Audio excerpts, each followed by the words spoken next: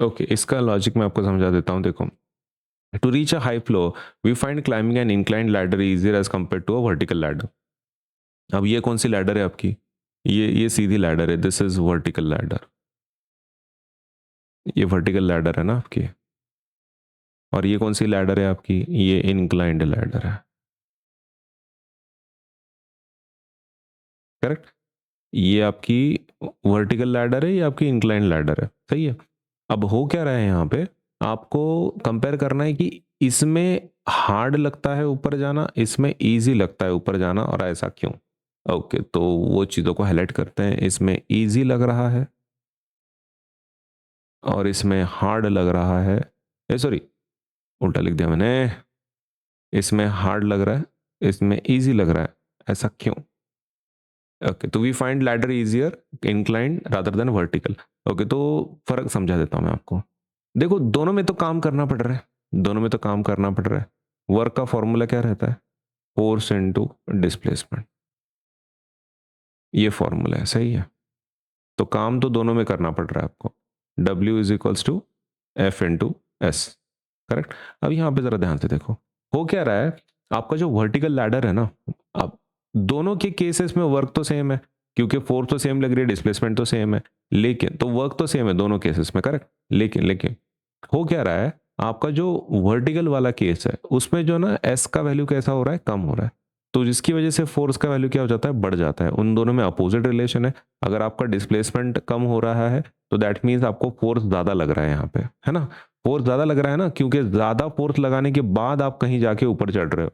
इसका मतलब, अगर हम इसको रिलेशन के तौर पर लें, रिलेशन के तौर पर लें, मैं दोनों केसेस को समझा देता हूं। ये आपका वर्टिकल लैडर का केस है, ये आपका वर्टिकल लैडर का केस है, और ये आपका इंक्लाइंड लैडर का केस है। अब यहां पे देखो, वर्टिकल में क्या हो रहा है, वर्टिकल में आपका जो डिस्प्लेसमेंट है वो कम हो रहा है, लेंथ कम हो रही है ना। लेंथ कम हो रही है ऊपर जाने के लिए, ये लेंथ ज़्यादा रहती है guys, ये लेंथ ज़्यादा रहती है। तो आपकी डिस्प्लेसमेंट आपकी कैसी हो रही है, कम हो रही है यहाँ पे। अगर लेंथ कम हो रही है तो आपका फोर्स क्या हो जाएगा, बढ़ जाएगा ये केस में। और यहाँ पे उल्टा रिलेशन हो रहा है, इंक्लाइंड में क्या हो रहा है, आपका एस का वैल्यू बढ़ रहा है, तो फोर्स का वैल्यू क्या हो रहा है, कम हो रहा है। उल्टा रिलेशन है यहाँ पे। ठीक। तो यही चीज अपन क्या करेंगे अभी, हाईलाइट करेंगे हमारे आंसर में। तो यहाँ पे फोर्स ज्यादा लग रहा है, राइट, मतलब मेहनत ज्यादा लगेगा, करेक्ट, ज्यादा एफर्ट लगेगा। ओके, तो कैन वी से मोर फोर्स की वजह से मोर फोर्स लग रहा है यहाँ पे, राइट, क्योंकि मोर डिस्टेंस कवर करना पड़, सॉरी, लेस डिस्टेंस कवर करना पड़ रहा है। लेस डिस्टेंस है तो ज्यादा फोर्स है, लेस डिस्टेंस है तो ज्यादा फोर्स है। और अगर ज्यादा फोर्स है तो वो क्यों है, ज्यादा फोर्स की वजह से क्या हो जाता है, मोर एफर्ट लग रहा है, राइट, ज्यादा फोर्स लगाना पड़ रहा है आपको ऊपर जाने के लिए। तो मोर एफर्ट लगाना पड़ रहा है आपको, मोर एफर्ट। तो इजी लगेगा कि हार्ड लगेगा ये? ओके, तो दिस इज हार्ड लगेगा, right, this will be hard for us to climb. लेकिन यही चीज पूरी उल्टी हो जाती है when it comes to incline ladder. Incline ladder में क्या हो रहा है, ज्यादा डिस्टेंस कवर करना पड़ रहा है, मोर डिस्टेंस कवर करना पड़ रहा है, जिसकी वजह से आपको कम फोर्स लगाना पड़ेगा, लेस फोर्स लगाना पड़ेगा। ओके, लेस फोर्स लगाया आपने एफ, तो आपको एफर्ट कैसा लगेगा, लेस एफर्ट लगेगा यहाँ पे। और अगर लेस एफर्ट लग रहा है, इसका मतलब वो कैसी पोजीशन है, हार्ड है कि इजी है, तो this is a easy position. ठीक। अब यही चीज को हम लोग क्या करेंगे अभी, स्टेटमेंट के फॉर्म में यहाँ पे मस्त लिखेंगे अभी। क्या लिखेंगे, पहले बोलेंगे an inclined ladder acts as an inclined plane. Inclined ladder किसके जैसा काम करता है, कि इंक्लाइंड प्लेन के जैसा काम करता है, सही है। It increases the distance traveled, it increases the distance traveled, it increases the distance traveled while climbing, while climbing, which reduces the force required to reach the same height। सही है ना। वो डिस्टेंस को बढ़ा रहा है आपका इंक्लाइन प्लेन, जिससे कि फोर्स कम लगे और इजीली आप ऊपर जा सको, right. Although although the work done that is mgh remains the same. दोनों केसेस में वर्क डन तो सेम ही हो रहा है. The smaller force makes climbing an inclined ladder easier and safer than climbing a vertical ladder. ठीक है, तो ये आपका कंप्लीट आंसर है. इसमें हो जाएगा. ठीक है, this is very sophisticated answer. लेकिन आपको कैसा है, अगर सेपरेटली बताना है वर्टिकल लैडर का डिटेल में ऐसा, इंक्लाइन लैडर का ऐसा, ओके, तो फिर आप उसको डिटेल में आप लिख दो. ठीक है, ओके, तो मैं एक काम करता हूँ, डिटेल वाला आंसर भी आपको दे देता हूँ. ठीक है, डिटेल वाला आंसर क्या लिखना है.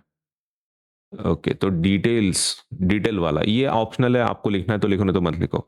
सबसे पहले हम लोग इंक्लाइंड लैडर की बात कर लेते हैं.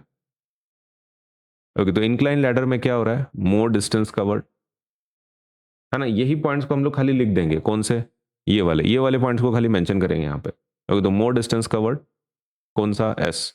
उसके बाद लेस फोर्स लग रहा है, less force required to climb, बराबर है.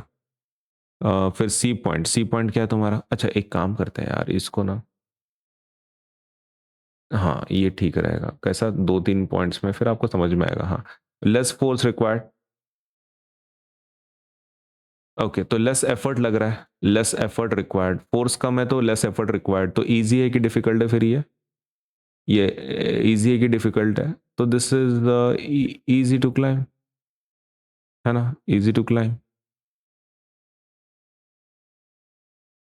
आई होप आपको ये समझ में आ गया क्या है इजी टू क्लाइम. ठीक, ओके. अभी सेकंड पॉइंट लिखते हैं आपके, इसके लिए कौन से प्लेन के लिए. ये तो इंक्लाइन लैडर था, राइट. अभी वर्टिकल लैडर के लिए लिखते हैं. वर्टिकल लैडर के लिए आपने जो भी ऊपर लिखा ना, उसका अपोजिट लिख देना है आपको. ठीक है, ये जो भी लिखा है आपने, ओके, उसका अपोजिट लिखना है. ओके, तो मोर डिस्टेंस कवर्ड है क्या, नहीं, less distance covered. Less force है क्या, नहीं, more force required to climb. Less effort लग रहा है क्या, नहीं, मोर एफर्ट लग रहा है. और इजी टू क्लाइम है क्या, नहीं, हार्ड टू क्लाइम.